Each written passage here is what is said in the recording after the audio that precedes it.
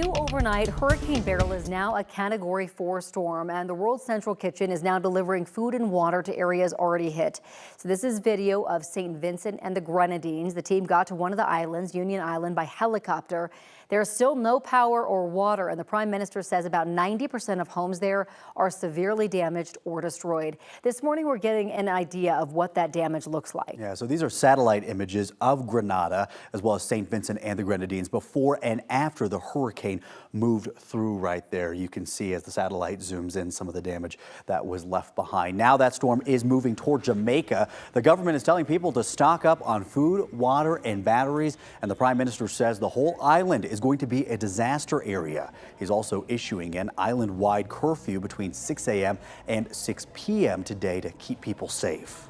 It is easier to be prepared when you're standing on your 2 feet than when you are in the midst of a hurricane. Now, some people have actually decided to evacuate Jamaica and head to Florida. Right. Hundreds of people have already arrived in Fort Lauderdale to escape this storm. And this will have an impact on the U.S. even if we're not hit with this storm.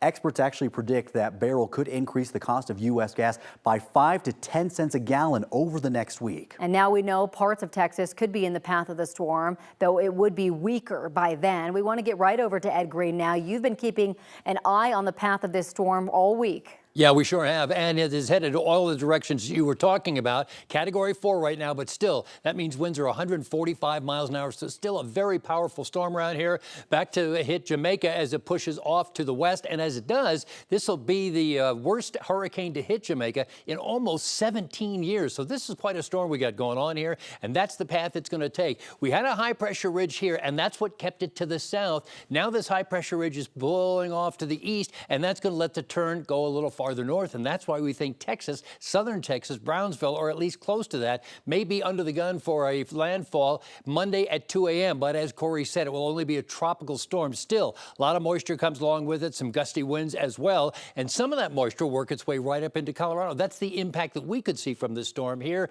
Yes, hurricane moisture right on into Colorado.